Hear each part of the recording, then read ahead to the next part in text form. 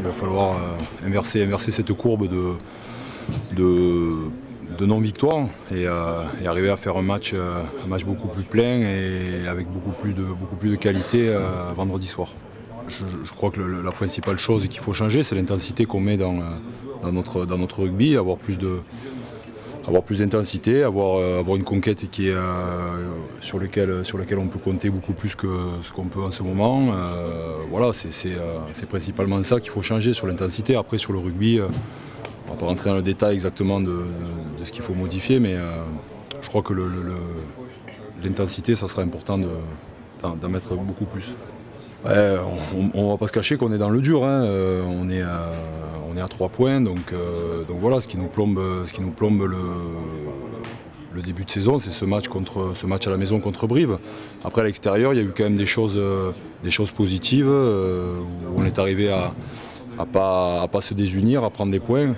Maintenant, ce match de Brive, c'est sur ce début de saison, c'est sûr que c'est un boulet, quoi. Je crois, comme tout le monde, hein, on savait que ça allait être un début de saison qui était difficile pour plein de raisons. Maintenant, voilà, il faut pas se désunir, il faut serrer les coudes, comme on dit, quand c'est difficile, qu'on est dans le dur, c'est là aussi qu'on se construit.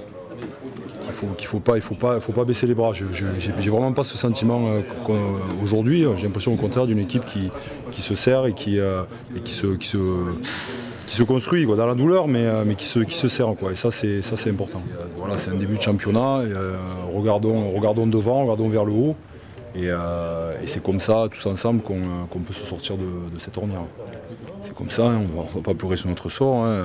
C'est un peu la même situation que les internationaux, il faut faire avec. C'est vrai qu'il y a des blessés à des postes importants, des joueurs qui connaissent bien le club, qui connaissent bien le système de jeu, comme Julien. Et bien sûr, c'est difficile de se passer de lui, mais je crois qu'Eric, il a plein de talent, il a envie de montrer plein de choses, et c'est tant mieux pour nous. Et je crois qu'à Montpellier, il y a des jeunes qui sont sortis du club, on les compte à l'appel, hein, et des bons en plus, hein, donc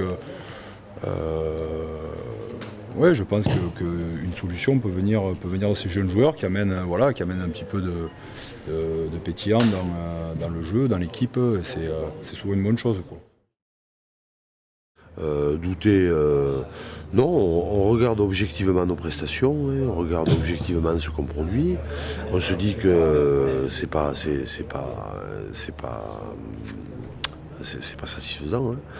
Donc automatiquement, on essaie de reprendre tous les points un par un qui ne sont pas satisfaisants. Au-delà du doute, il y a le fait qu'on pense vraiment qu'on est un très faible pourcentage de ce qu'on peut produire. Voilà, et qu'on a une marge de progression très très importante.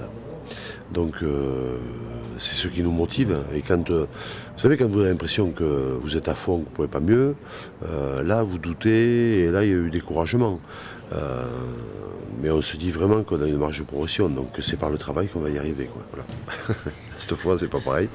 Il y a obligation de résultat. Maintenant, l'adversaire qui nous est proposé, on l'a vu cette semaine en vidéo longuement, hein, ils sont très organisés, très enthousiastes. Ils sont organisés, hein, il y a vraiment de quoi faire en vidéo, parce que ce qu'ils font, c'est pas n'importe quoi, c'est vraiment quelque chose qui est travaillé. Donc voilà, on a beaucoup travaillé sur eux. Et voilà, et on les crème beaucoup, mais on a évidemment une obligation de résultat. On a une obligation de résultat, c'est évident. C'est évident. Ouais, on a un blessé supplémentaire avec Georgie Gentil, qui est out pour un petit moment, on ne sait pas encore combien, entre 2 et 4 semaines. Il y a un problème de main. Quand ça ne va pas, on peut dire que la manière circule. Bon, on a des blessés. De manière, j'ai envie de dire, normale, quand vous avez entre 5 et 10 blessés, sur une saison, sur un effectif, ça paraît à peu près logique. Mais il est évident que ça se rajoute à 12 absences de Coupe du Monde, ça devient vraiment problématique. Voilà, le phénomène amplificateur Mais moi, encore une fois, je pense vraiment que même si on est complètement insatisfait de ne pas bénéficier de tout notre potentiel pour jouer ce championnat, hein, c'est un fait. Mais je pense très franchement que les joueurs qu'on a au club, l'équipe qu'on a est capable de produire beaucoup plus que ce qu'elle fait. Donc voilà, en partant de ce principe-là, on se dit qu'il n'y a pas de fatalisme et qu'en travaillant, on va être mieux que ça. Donc on travaille. On travaille. Et je pourrais vous faire une dissertation sur les absences de Coupe du Monde, mais ça serait manquer de respect à mes joueurs. Et puis bon, c'est fataliste quoi. Donc on attend et non, voilà.